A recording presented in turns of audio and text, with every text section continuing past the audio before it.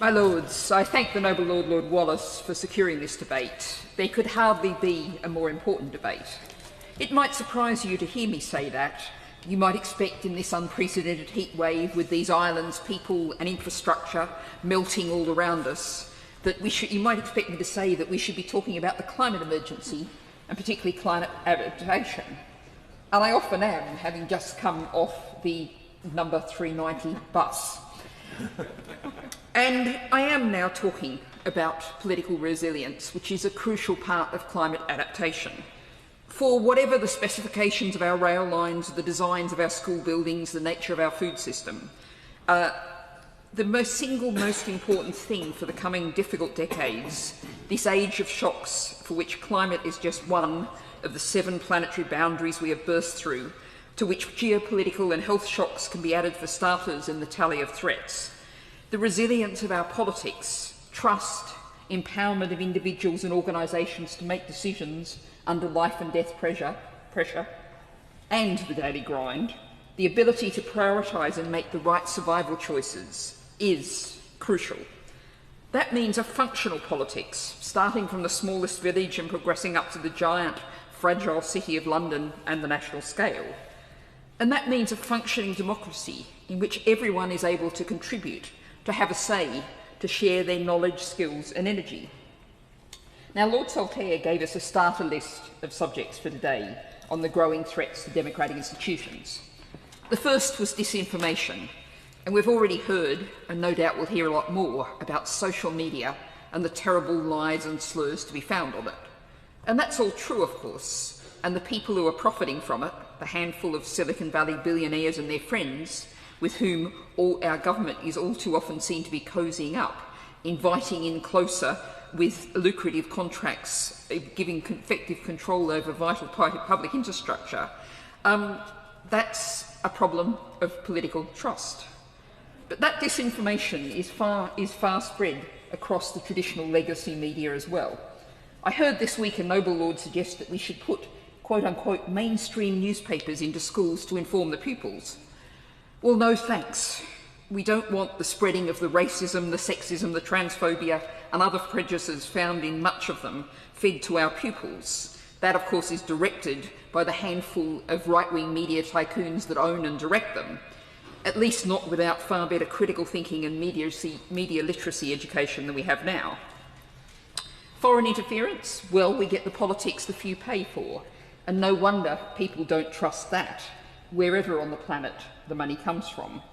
While yes, there is no doubt we're in a grey zone information conflict with states that have one interest, destabilising us, and those tech bros are again providing convenient tools for that form of warfare and profiting from it, we are creating the fertile conditions for those seeds to sprout and grow. After all, we have reliably reported today news that the current Chancellor is asking big business and its representatives to lobby the person presumed to be our future Prime Minister to keep her job. Now, the final subject on Lord Saltaire's list is declining trust in politics, which is what I mostly want to focus on. I don't think I've yet mentioned in the chamber that I have a new book out titled Green Thinking. Its subtitles begins with a word that needs to be inserted into all of our dialogues, all of our thought: unlearning. It is the systems of thought, approaches to life, from anthropocentrism to reductionism, neocolonialism to growthism, the ideology of the cancer cell, that got us into this state, and we need very different thinking to get out of it. One thought pattern, and I'm not going to single anyone out here, but we've heard a great deal of it today, is that we were on the right path somewhere about the 1990s, and we've strayed from it, that we had democratic institutions, and somehow we lost them. So the suggestion is we need to get back on the path. That is profoundly faulty thinking. This overheated, globally unstable, unhealthy planet is the product of the 20th century, the result of 40 years of extractivism, toxic growth obsession, and trickle-down theories of well-being. The profound mistrust is the result of our political institutions and structures. Francis Fukuyama was only reflecting the general thought pattern of the 1990s, that we had reached the end of history, the peak of human achievement in our political and economic systems, what we were always meant to get to. Well, that thesis looks pretty silly now, but at the core of that thesis was liberal democracy, the electoral politics of majoritarianism, the people of these islands, the world, being told that they only had one role in politics, to decide who ran the system. Turn up and vote between two choices occasionally. Don't even think about having the agency, the power, the right to change the system, to make different economic and social choices collectively in their communities. So what to do? I look around the chamber and I see many Labour lords who were not here at the start of the COVID pandemic.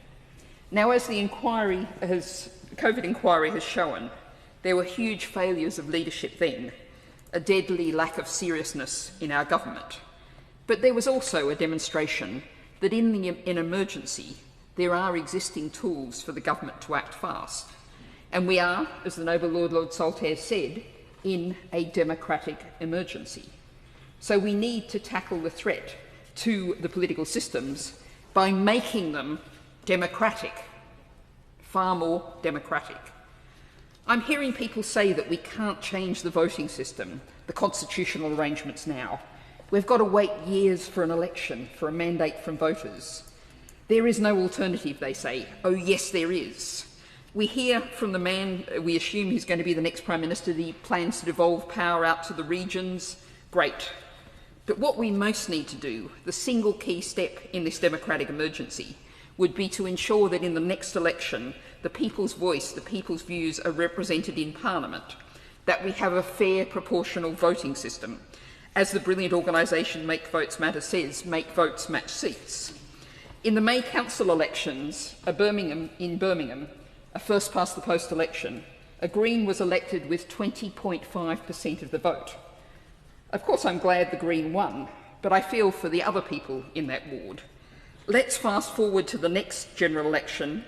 Imagine similar results up and down the country. Democracy, it would be a good idea, and having a genuine democracy would create a far more resilient society for this very difficult age.